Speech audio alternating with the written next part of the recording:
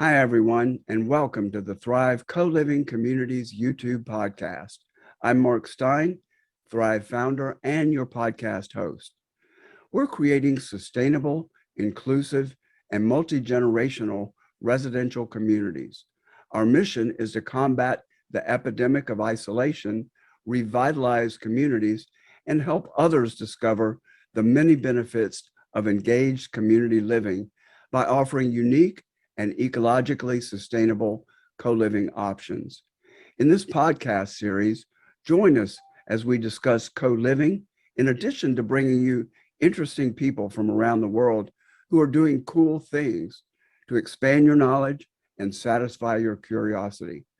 Through this podcast, learn more about our concept and see how Thrive co-living communities will bring together people from all walks of life who want to enjoy the best of independent and group living. To find out more about us, please visit our website at thrivecolivingcommunities.org. Thanks for watching and enjoy the podcast. Hi, everybody, and welcome to the Thrive Co-Living Communities podcast. Boy, that's always a mouthful. I'm your host, Mark Stein. Today's guest is John Penu. He is the owner and founder of residential painting company Legacy Applications. Through Legacy Applications, he brings passion and ambition to all home painting projects with a focus on some core values like integrity, honesty, and excellence. Looking forward to chatting with him today, learning more about the business, about himself, and this really broad approach that he takes to his business, brings to his business and his networking. So welcome to the Thrive Co-Living Communities podcast, John. Thanks a lot, Mark. I appreciate you having me. It's an honor to speak with you. So let's get rolling here.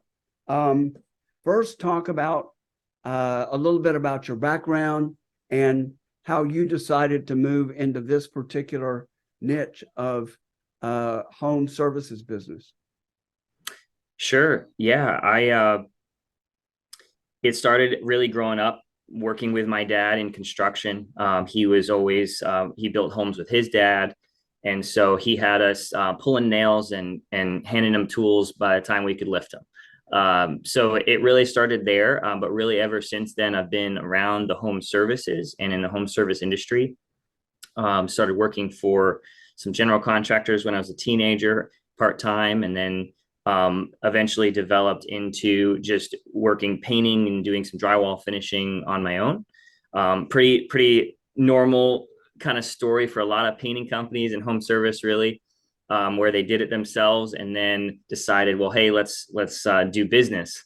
And but for me, I didn't have a lot of background in business, and I didn't have a lot to go off of. I just knew that was the next right step, which really started by getting married, knowing we had a family in our future. And I said, I better get a job or do something serious with this skill that I have with painting. And so that kind of birthed the idea of starting a business. But we started it with the idea that we don't have this big college education or this big set of rules to follow. How do we do business? And I knew, based on my own, personal life choices, that I wanted to identify the right principles and then just follow those through as far as they possibly could go. And so that was kind of the motivation of starting in business. And that was the beginning of 2020, same month my first daughter was born. And of course, the big COVID year as well. So ever since then, year after year, until now, it's been another layer of lessons and growth where I'm identifying, more principles of good business and good sales and marketing and how to build teams and leadership and networking and all sorts of layers that are so critical. Knowing your numbers, which is a big one. That's so critical in business. And so, yeah, it's just been a wild ride and a journey of a lot of lessons and a lot more to come, I'm sure.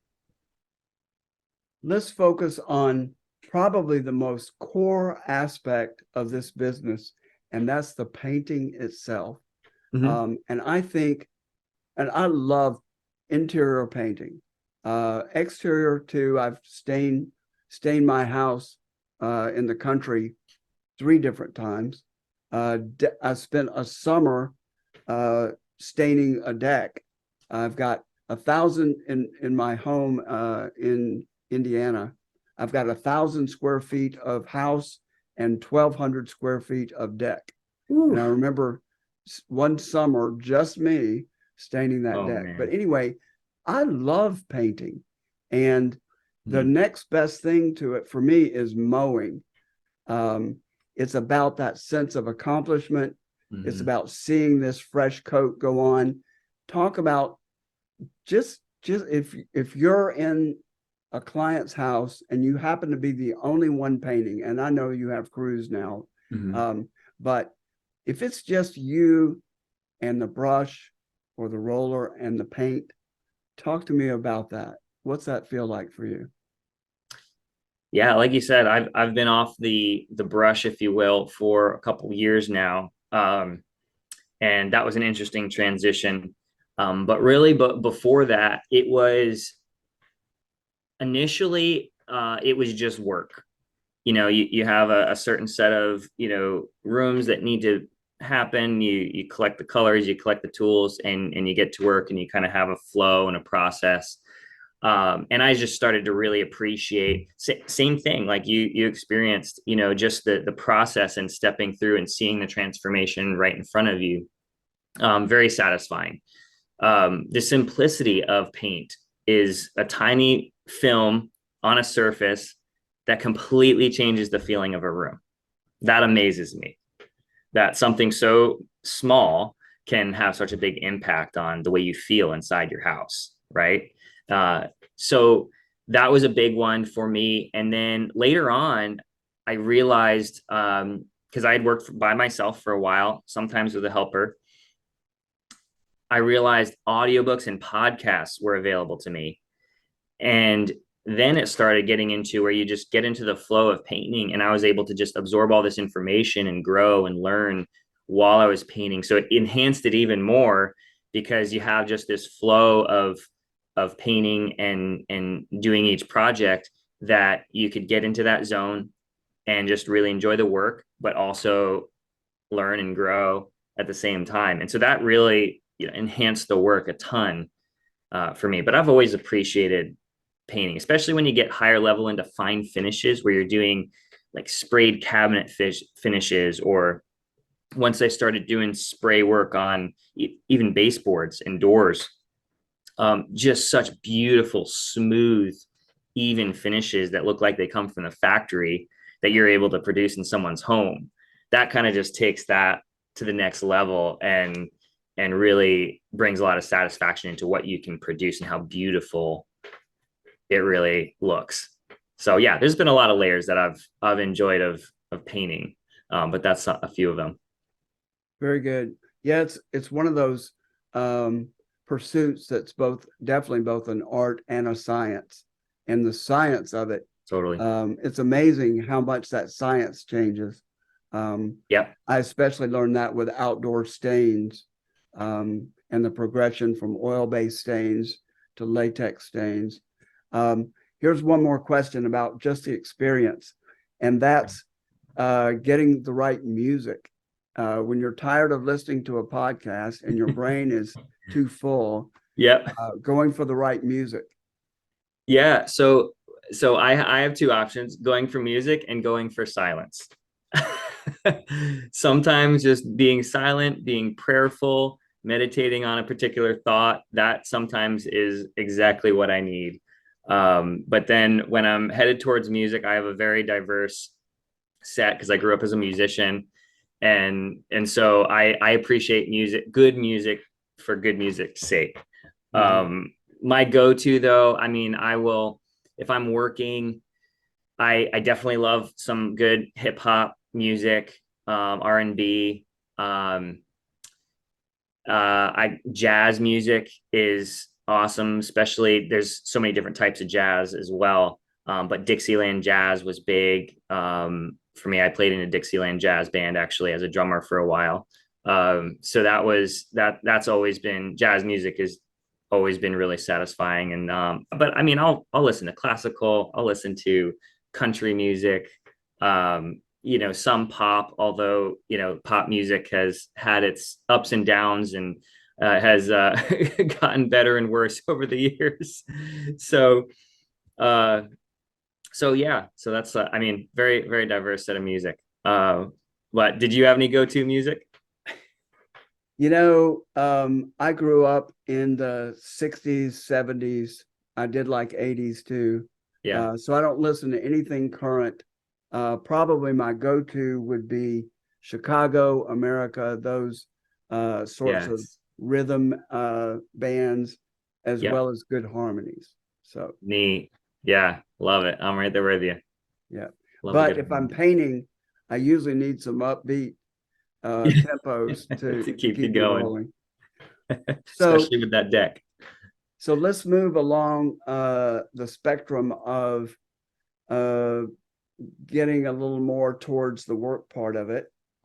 Let's talk about you walk into a potential client's home, Mhm. and let's just come up with a generic task that they would need. Let's say they need bedrooms, living room, kitchen repainted. Um, let's have simple surfaces, not anything complex, stencils Yeah. or anything like that. So talk to me about how you approach that job with the client, color selection, just Mhm. what's involved in meeting with the client and putting that proposal together. Yeah, absolutely. I would argue that it's one of the most critical points of our interaction with our clients, right? Is it's the first face-to-face meeting in most cases.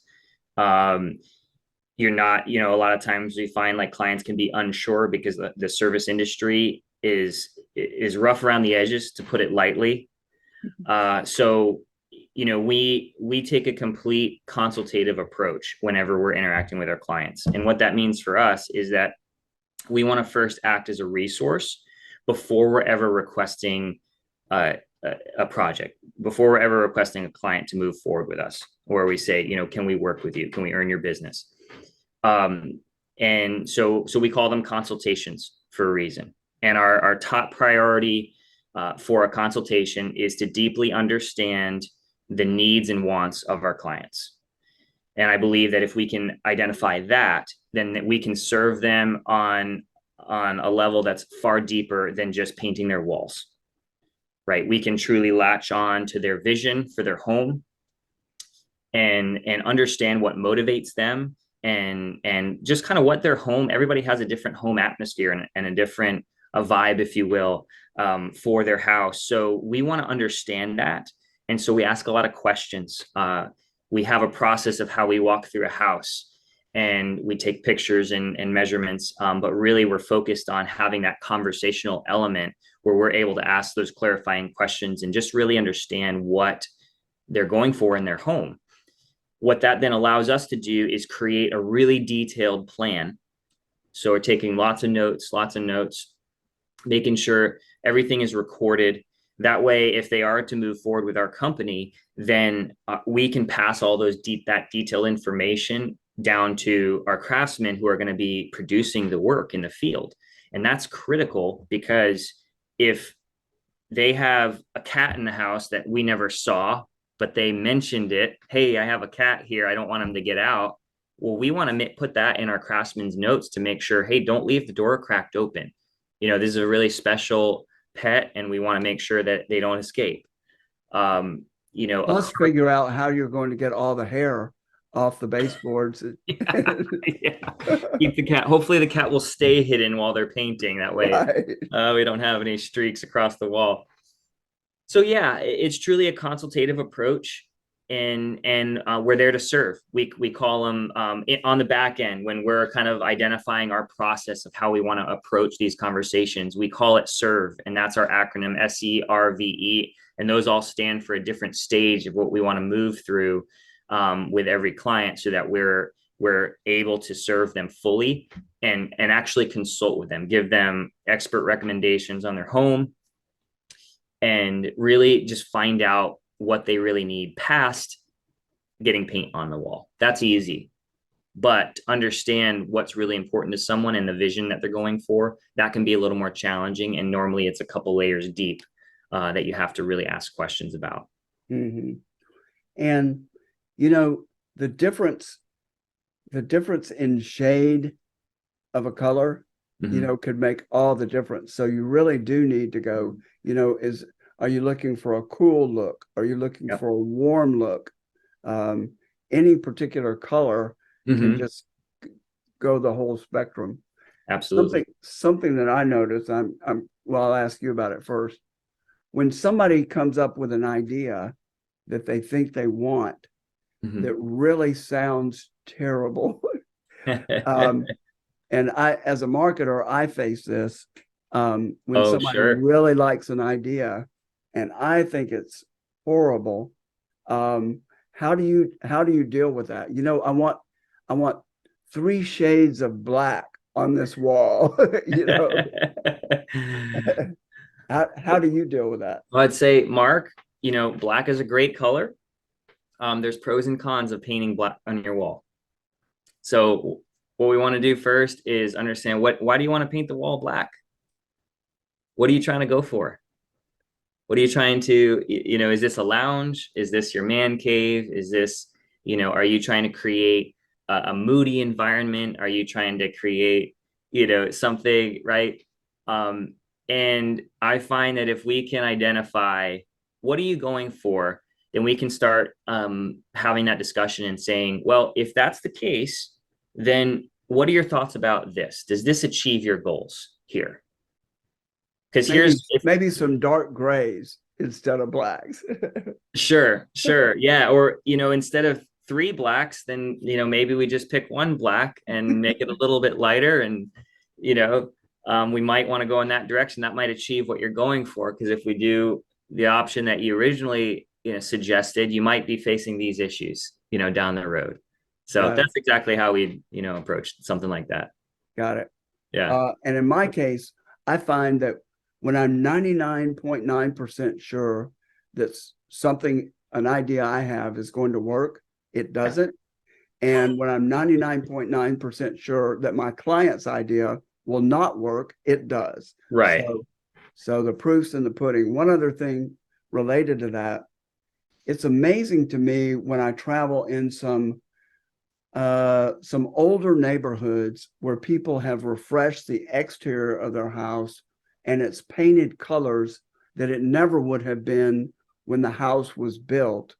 And Mm-hmm. a combination of some colors, I'm thinking about cottage type style homes on the Yeah. exterior. Mm-hmm. Um, and they'll have a combination of colors that I never would have thought would work. You know, uh, a gold exterior with a trim that's brown and green and purple, Right. um, and it totally works. And Yep. I would never sit down and design it that way. Mm-hmm. Um, so that's amazing to me. Can you speak to that a little bit? Have you experienced Yeah. that? Yeah, there's definitely in this area of Pinellas County and St. Pete, there's a lot of historic homes. We worked on a few of them that are 100 plus years old, and there's a lot of things to consider when working on a house like that. But as far as the design and colors go, you really have to understand how colors complement each other.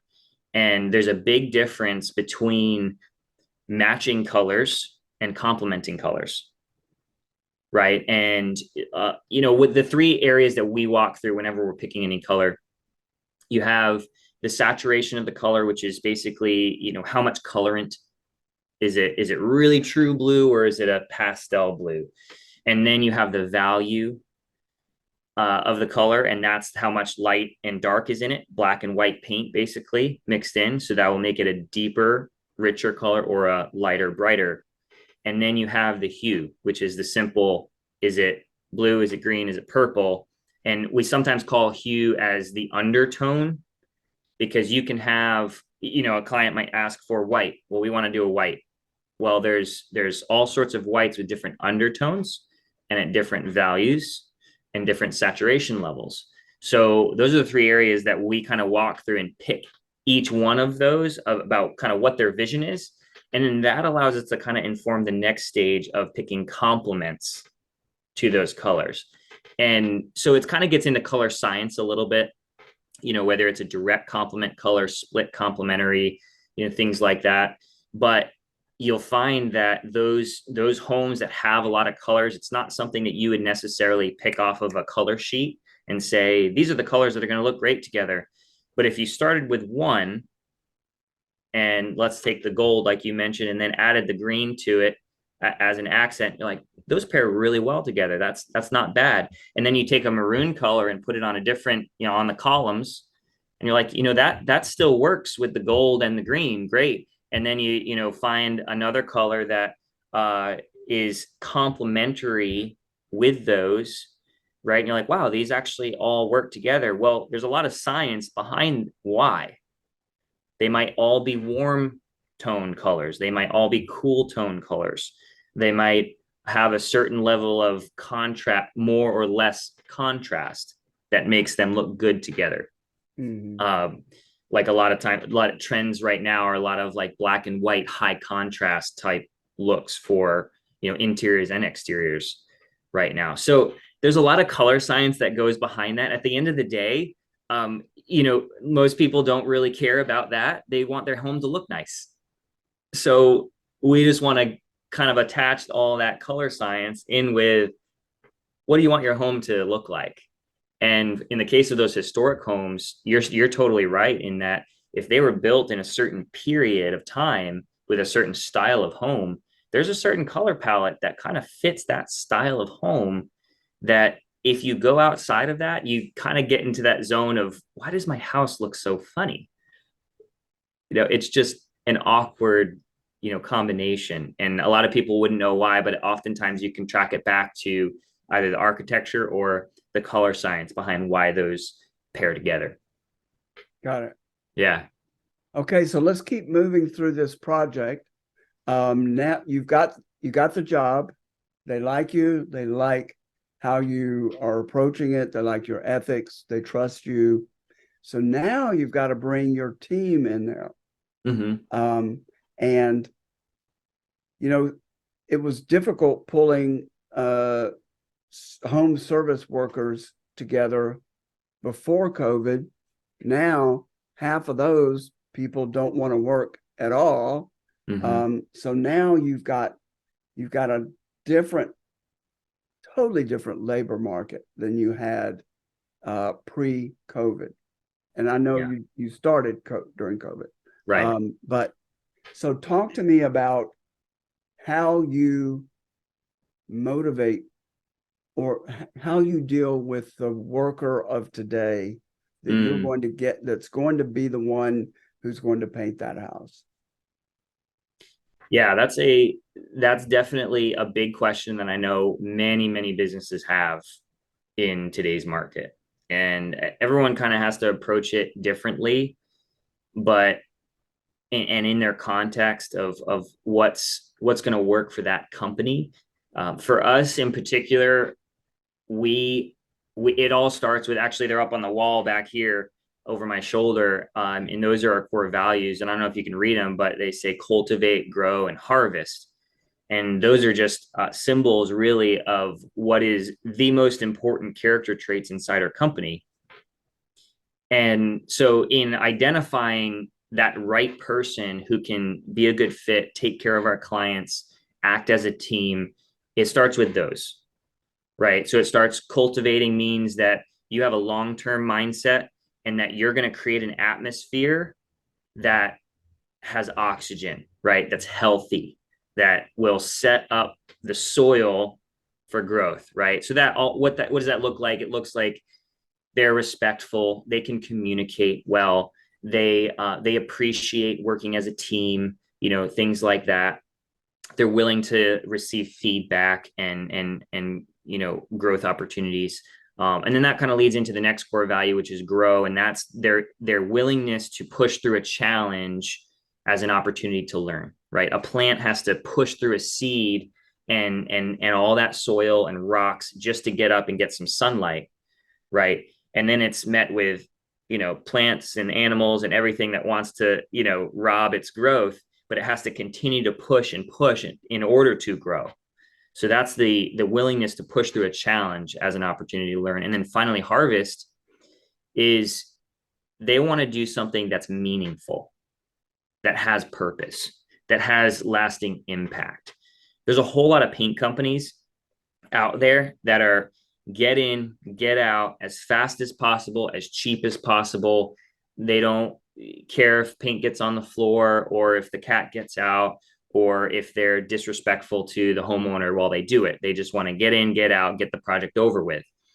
So the people who are a good fit for our team are ones who will identify with those core values and harvest.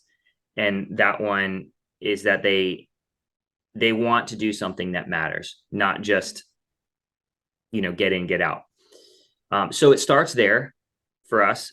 But then if you can find someone who's a good fit, there's not a lot of good help within the painting industry. Actually, in the trades, there's this epidemic, if you will, of this generation exiting the industry, right? You have all of this older generation of painters who are retiring or getting out of the business or just stopping their work. And there's actually a big gap in the service industry where the only really experienced help are they're ready to stop working, right?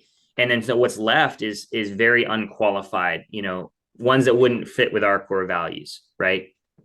So that left us with a decision that, well, if there's not a lot of good help, then that means we need to train good help. So we start by finding people of character that fit our core values. And then we've created apprenticeship programs where we have standard procedures and standard ways of doing our projects that we can train apprentices on. The old school apprenticeship model, right? Back in the day, you used to just, get hired by a blacksmith and learn from him for a couple of years, and then you do it yourself. And so it's that old school mentality of let's train a younger generation that's ready and willing to work and then give them the skill sets they need to be successful. So can I say that we've been massively successful in that so far in building this huge, large team of apprentices?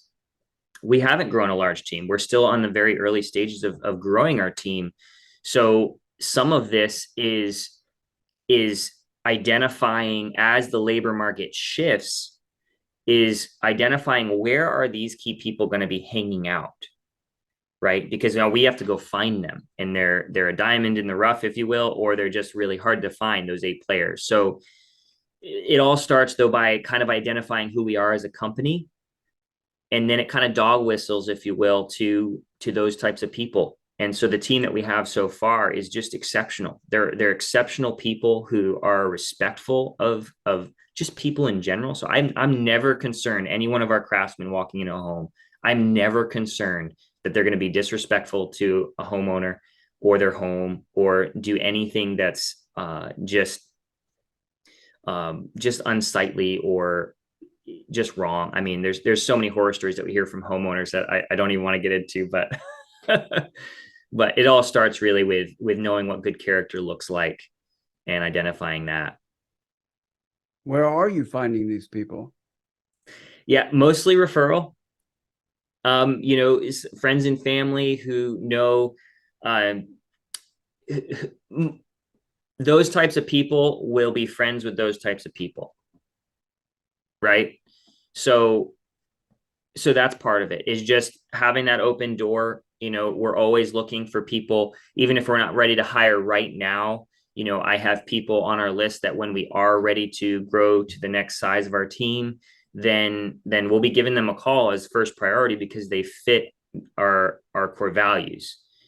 So really a lot of times referrals, but if I'm talking to someone out and about, and for example, I was talking to this kid at Chipotle, right? He was working at Chipotle and he was working 2 jobs.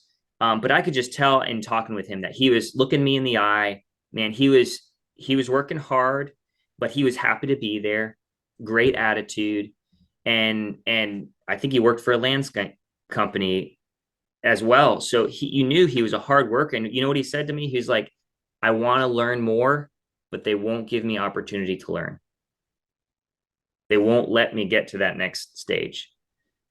So that to me is that's a flag right away. This kid is on it. He wants to grow. He wants opportunity. He just needs the pathway to be able to flourish in.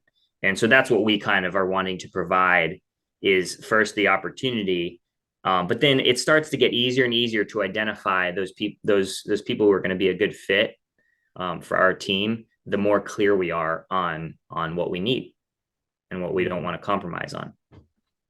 You know, I was thinking as I was pondering where I would go to look for them, I was thinking coffee shops, because there are a lot of overeducated people working at Starbucks now.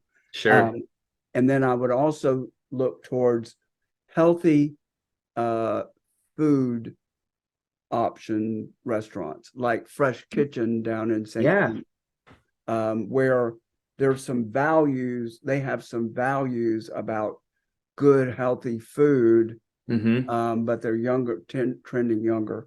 Let me also tell you a story that you'll appreciate. And this would be, if he weren't in Kentucky, he'd be the perfect fit for your company. Okay. So this was in a Subway, a young guy making my sandwich. Okay. And he wasn't quite using a tape measure to space the peppers in a line, but pretty close. He was placing each ingredient, and it wasn't like he was pissing around. He was moving okay, but he was very deliberate in putting together this sandwich for me. Precise. And I made a comment like, you're really paying attention to this, you know, and I shared some appreciation. I really appreciate how you're making this sandwich. And he puffs up a little bit and he goes, I am a sandwich artist. And he was dead serious. There was no hyperbole, no bullshitting. He was dead serious. Yeah. And I could tell as he was putting together this sandwich, he was a sandwich artist. Yeah. So that's the kind of person you need, I would think. Absolutely. That takes real pride in their work, is happy to be alive and happy to be working, you know, and making some money. And they would appreciate making more money, and they would, as a painter, I would hope, than they are at Subway. So absolutely. Yeah. The skill of painting is very underrated. I'm the first one to say that it's not a hard skill to learn, but there are a lot of pieces of information that inform it, that make it true craftsmanship. And that's what you're identified. Like that kid was a craftsman in the sandwich world, right? Yeah. And that means a lot of things, you know, and that's kind of, and I don't know where you may want to go with this, but craftsmanship as a whole, right, is something that I've really pondered a lot. And what does that look like? What does it embody? You know, what defines a true craftsman in their perspective field or their respective field, and just craftsmanship as a whole, you know, as a concept. And so I don't know what your thoughts are on that, but it's certainly an older concept, and one that is much less seen today than it used to be. Yep. Along with all those other core values that you talked about and apprenticeships.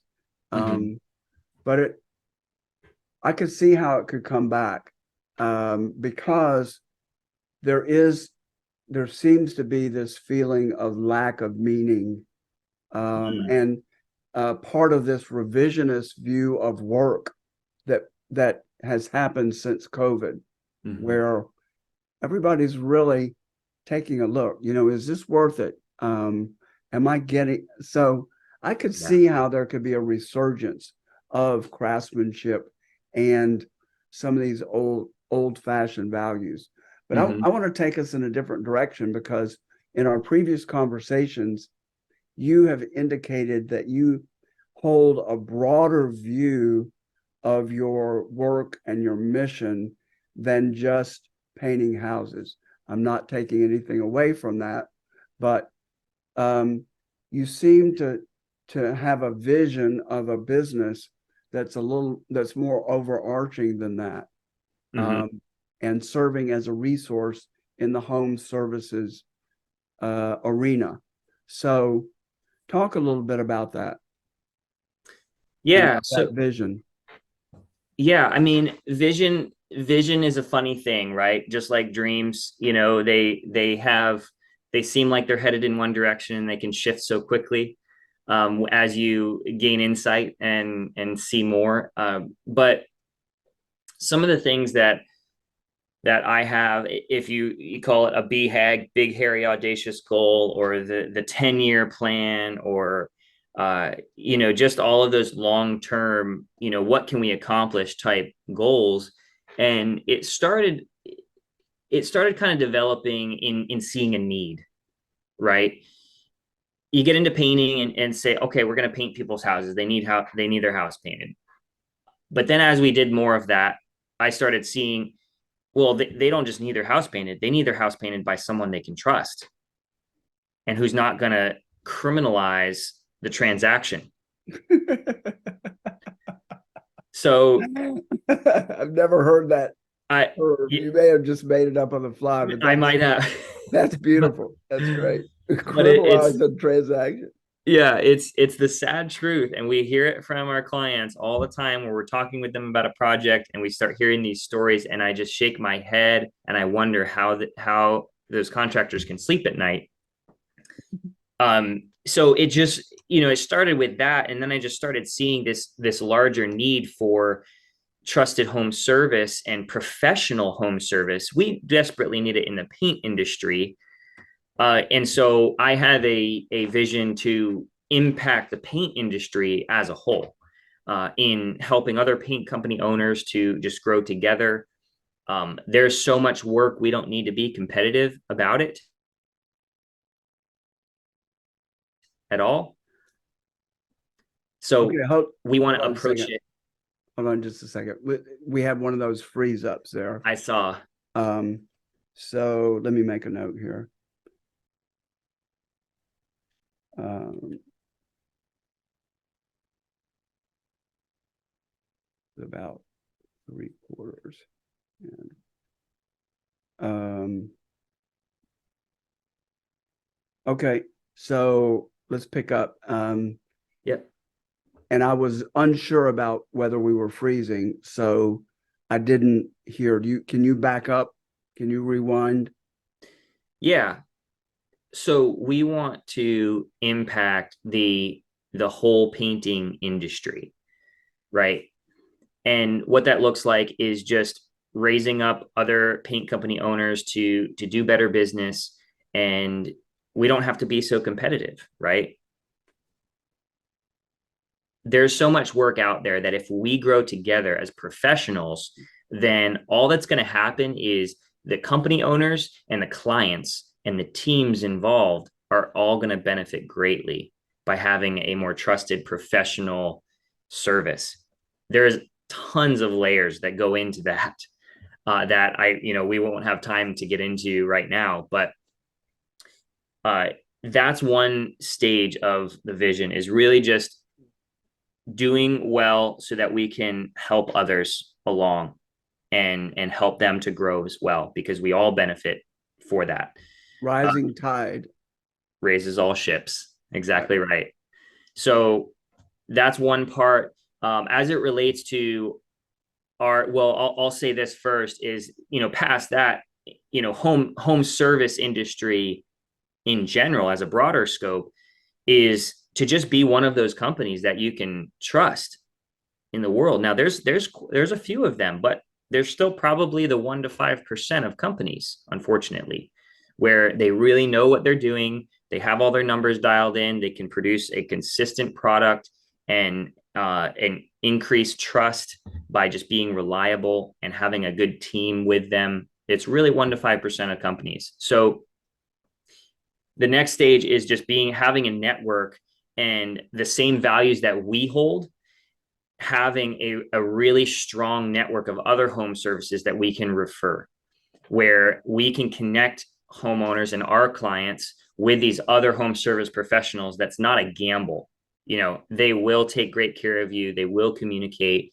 You're not going to go wrong whatsoever with this company. And we can verify that because we're so hardcore about what that looks like, what that professional, trustworthy company looks like.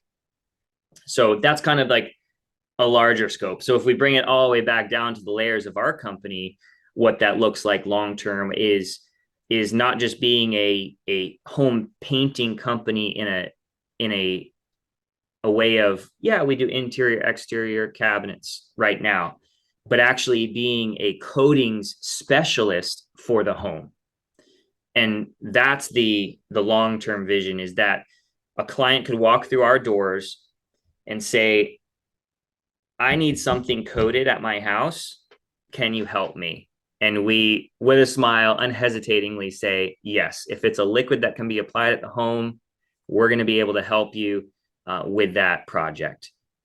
So it could involve a lot of things. And that's where the vision can kind of, develop as we go, I'm sure, and to see how that turns. But there's a lot of opportunities in the residential market for liquid application where you're resurfacing something, you're changing something, kind of back full circle to what we started the conversation with, is the magic of a thin layer of a product applied correctly and appropriately can change the entire feel of the room, whether it's floors, the walls, the ceilings, the cabinets, the doors, the roof, the pavers, you know, so that's kind of as it relates to our company specifically. But did that kind of touch on some of the things that you were thinking of? Yeah, yeah, absolutely. And it seemed like a broader, more holistic approach than just even more so than just we want to be the best painting company or coatings company. Yeah. And when you were talking, the saying "it takes one to know one" came to me, that when you're dealing with somebody who comes from an ethical perspective, you can just tell, if you are that. It's And if true. you're not that, you can tell too, and it makes you uncomfortable. But it's easy to spot Yeah. when you're coming from that place, and it's easy to spot the alternative too.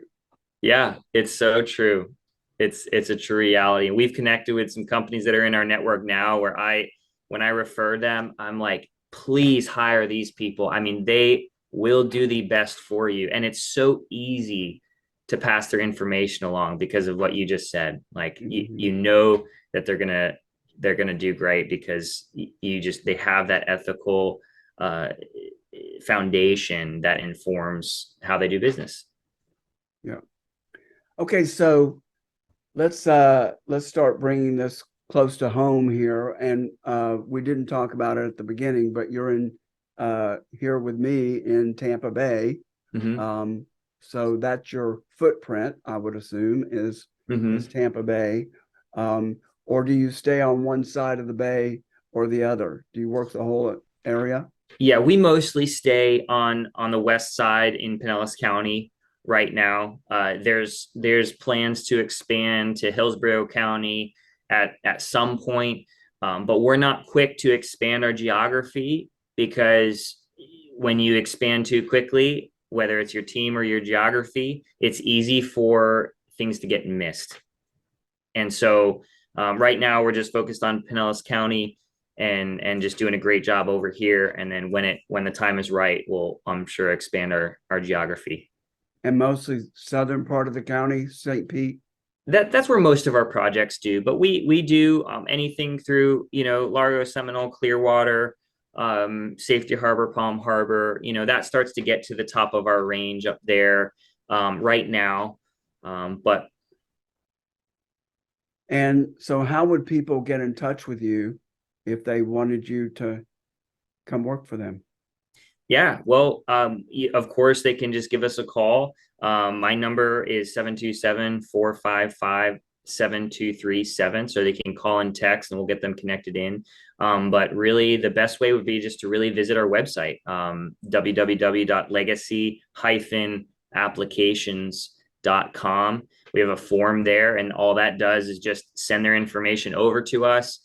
And we reach out and just start with a good fit call to talk about their project or anything like that. But I'm always happy to answer questions and act as a resource in the community before we start talking about projects. So yeah, that would be the best way. And my email is my first name, John, John, at legacy-applications.com. Got it.